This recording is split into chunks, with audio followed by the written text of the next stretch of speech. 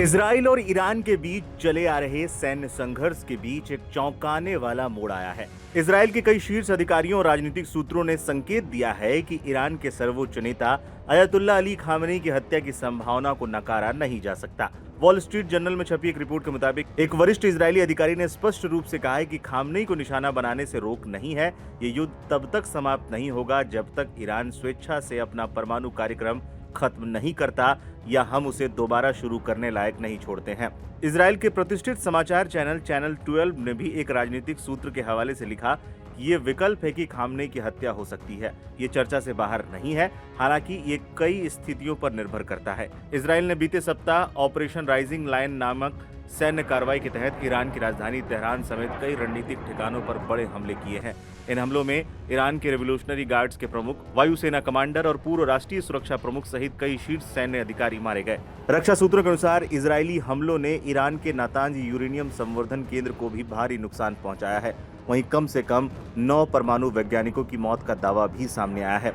Israeli बयानबाजी इस ओर संकेत कर रही है कि अब लक्ष्य केवल ईरान के परमाणु कार्यक्रम तक सीमित नहीं रह गया है। एक वरिष्ठ अधिकारी के अनुसार अब हमारी योजना ऐसी है कि ईरान अपने नेतृत्व और सैन्य ढांचे को पुनर्गठित न कर पाए। Aim right, achieve big. At KR Mangalam University, we provide you the platform to turn your dreams into reality.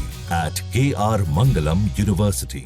आपको बता दें कि ये पहला अवसर है जब इजराइल की ओर से खामेनी जैसे शीर्ष राजनीतिक और धार्मिक नेता पर हमले की संभावना को खुलेआम सामने लाया गया है। ईरान के सर्वोच्च नेता अयतुल्ला खामेनी ने एक टीवी संबोधन में चेतावनी दी थी। उन्होंने कहा था कि हम इस दुस्साहसिक और घातक हमले को बिना जवाब दिए नहीं छोड़ेंगे। इजराइल को इसके गंभीर परिणाम भुगतने होंगे। आपको बता दें कि ईरान ने भी जवाबी कार्रवाई करते हुए तेल अवीव समेत कई इजरायली शहरों पर मिसाइलें दागी हैं। रिपोर्ट के अनुसार तेल अवीव में कई रिहायशी इमारतें क्षतिग्रस्त हुई हैं और दर्जनों नागरिक हताहत हुए हैं। इस पूरे घटनाक्रम ने अंतर्राष्ट्रीय समुदाय को चिंतित कर दिया है। राजनयिक विश्लेषक भी मानते हैं कि यदि किसी देश की राजनीतिक नेतृत्व को सीधे निशाना बनाया गया तो ये राज्य प्रायोजित हत्या की श्रेणी में आएगा। इससे व्यापक क्षेत्रीय और वैश्विक संकट पैदा हो सकता है।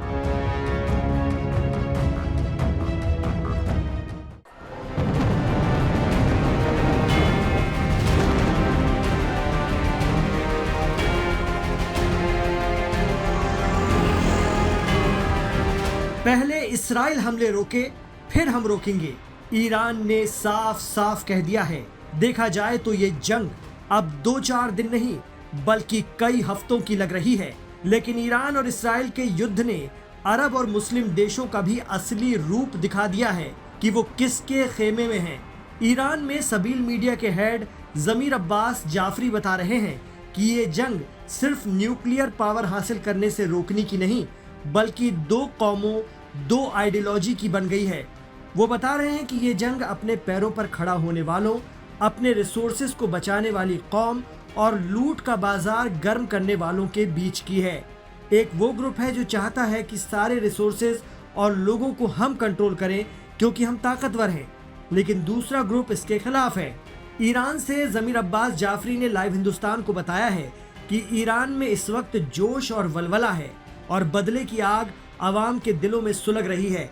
लेकिन ये भी सच है कि मुस्लिम और अरब वर्ल्ड में ईरान एकदम अकेला है, तन्हा है। सऊदी, दीगर अरब देश और मुस्लिम मुल्क भले ही कह रहे हैं कि हम ईरान के साथ खड़े हैं, लेकिन मीडिया रिपोर्ट बता रही हैं कि ईरान पर हमले के लिए इस्राइल, सऊदी अरब, इराक और जॉर्डन का एयर स्पेस ही इस्तेमाल कर रहा है। ईरान की मिसाइलों को यूएई, इराक और जॉर्डन से इंटरसेप्ट किया जा रहा है। Aim right, achieve big. At KR Mangalam University, we provide you the platform to turn your dreams into reality. At KR Mangalam University.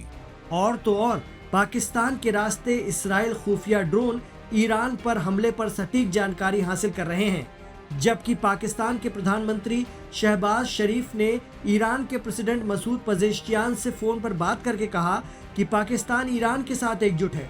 वो कह रहे हैं कि इस्राइल उकसावे की कार्रवाई कर रहा है, लेकिन वही पाकिस्तान पीठ पीछे इस्राइल की खुफिया ड्रोन को अपना एयर स्पेस दे रहा है ईरान पर हमले की जानकारी जुटाने के लिए। मिडिल ईस्ट मामलों, खासकर ईरान पर बारीकी से नजर रखने वाले असर टाइम्स के हेड शौकत भारती कहते हैं कि ये बात सबको समझना चाहिए कि एक लकीर है और ये सदियों से तय है कि सुन्नी और अरब देश किस तरफ खड़े होंगे, इसमें कोई दो राय नहीं है।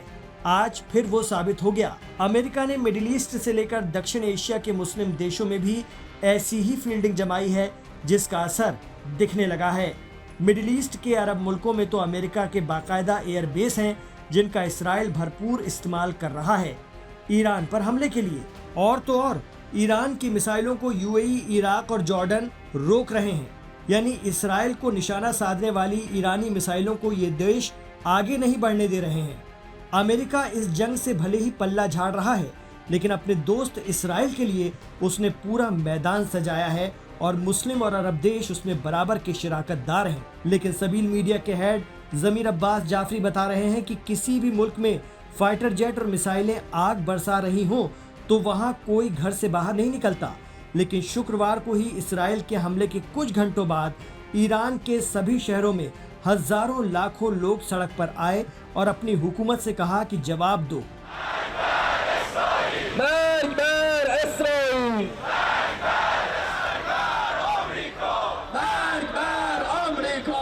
वो कहते हैं कि ईरान की जनता ये मान रही है कि हम नैतिकता की लड़ाई लड़ रहे हैं। उन्हें पहले से एक्सपीरियंस है ईरान इराक की 10 साल चली जंग का। सद्दाम हुसैन के साथ उस वक्त 67 मुल्क खड़े हुए थे और ईरान तब भी अकेला था। उसने जंग लड़ी और पीछे नहीं हटा। उस दौर के मुकाबले आज ईरान बहुत मजबूत है। फिलहाल की सच्चाई तो यही है कि इसराइल के पीएम नेतन्याहू इस वक्त अपना देश छोड़कर अपने बेटे के साथ ग्रीक में शिफ्ट हो गए हैं और अरब और सुन्नी मुस्लिम देश हर तरह से ईरान को रोकने का प्रयास कर रहे हैं, लेकिन साजिशन जिससे इसराइल को फायदा मिल सके।